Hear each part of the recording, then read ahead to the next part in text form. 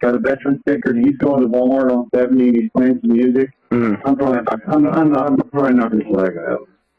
You know, so it really depends on the situation. If he's sitting in a residential area with that thing blaring, yeah, I would probably do something about that. But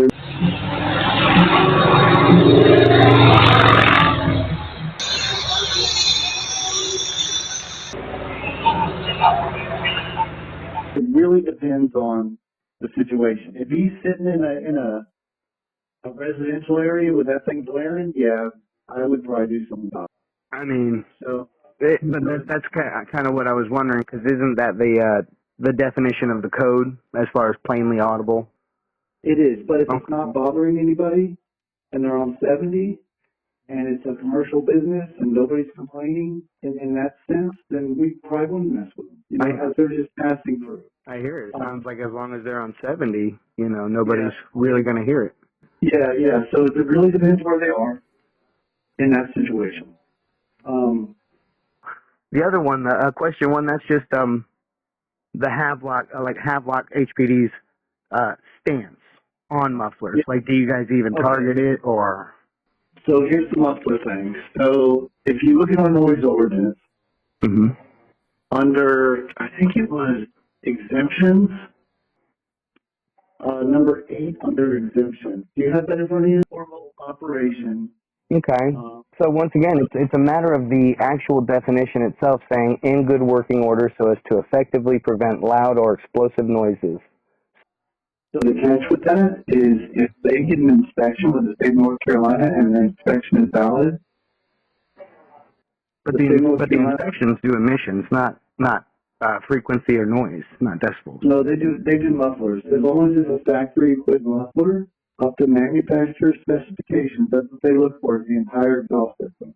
So as long as it's in good working, as long as someone says it's in good working order, it can't be deemed loud or explosive.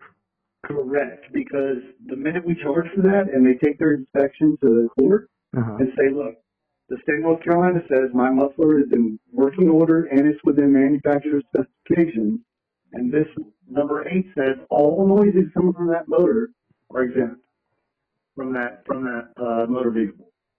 So that's all they have to do is show that they got it yearly inspected. Now, if they haven't gotten it inspected, that's easy for us. We run the tag. It's an inspection violation. We write them a ticket. And then their inspection said, no, that muffler is not in good working order. And then they're not going to get an inspection. Well, the definition of good working order, wouldn't that be to prevent loud or explosive noises? Again, that's up to the state. Man. Well, I mean, I wasn't being funny, but I mean, that's a genuine question. Yeah, if the state says that muffler is within manufacturer specifications and they get it inspected every year, then all noises coming from that, we can't enforce.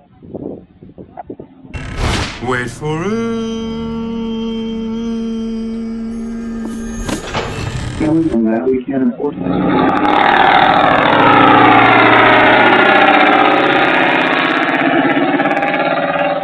Then all noises coming from that, we can't enforce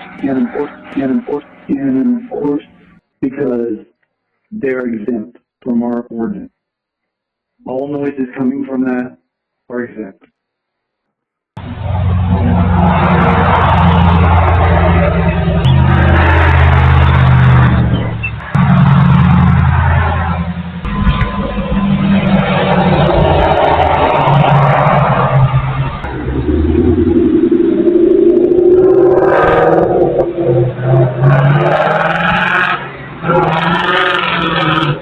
Explosive and loud to the point where it will be a nuisance to neighbors or residents. Regardless, it's exempted though, man. And under the exemption, it's exempted from our noise. Now, if they rewrite it, I think that what they could do if they wanted to rewrite this ordinance is to put in a thing that, as long as it's in good working order, but it cannot be within this, decimal, because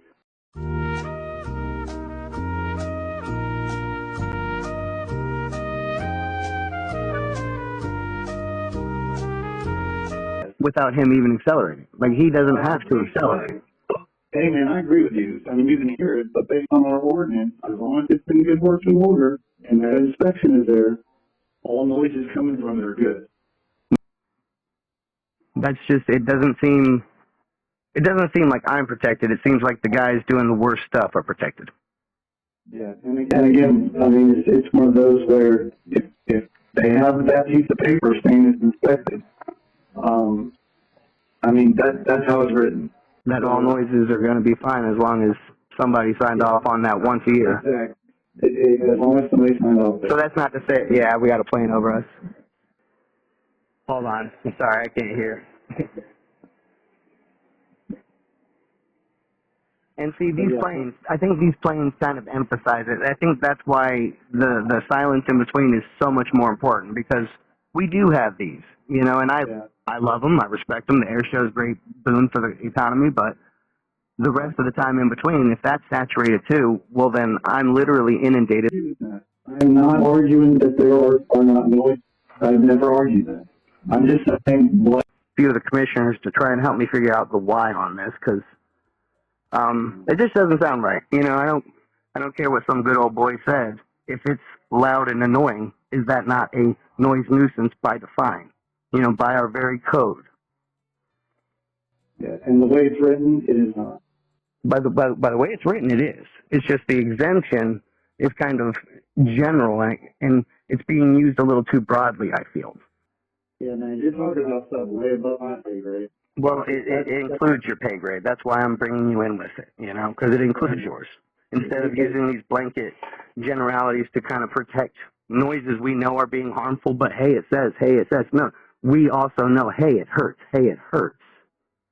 Yeah, I'm doing what I can, man. I mean, it's like, you know, we have to work within our noise ordinance.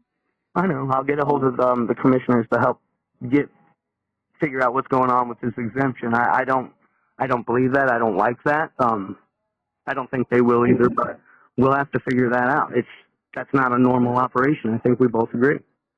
The fact is you're telling me that any muffler, and it's totally legal, no matter how much it rumbles the house next door, you know, as long as I'm not sitting in my driveway just revving it, that just, it doesn't sound correct at all.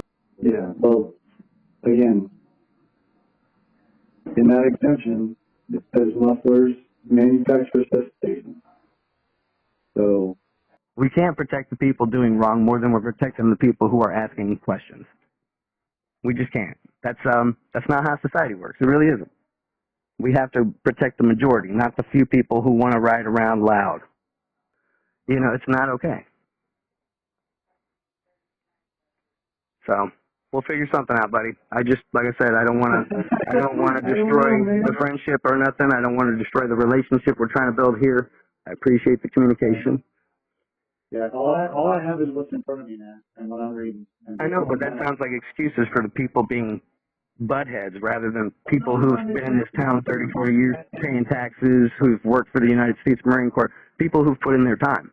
You're not protecting the people who put in time. You're protecting the guy who wants to be a jackbutt. Like, there's no reason me and you both couldn't be posing this to Lewis, or maybe even if we have an attorney, we could be posing this to someone else instead of you just saying, sorry, Bear, you're going to be screwed. Because that's really the way I hear it from my perspective. And I know that's not what you're saying, but that's what I'm hearing is, no, as long as they've got a check mark, they'll be covered. Yeah, I mean, that's most laws in America, man, is... Most laws cover the bad guys, not the good guys? Unfortunately. Like you said, that'll probably include a rewrite or a redefinition, but if that's what it takes, that's what it takes. We got to start somewhere. And it doesn't start with just telling people we can't. But like I said, that sounds pointed. I don't want it to sound pointed, so I'm just going to leave it at I appreciate you giving me a call and giving me direct answers. Yeah, man. And I hope you have a great day. Hey, you too, man. Bye. Bye.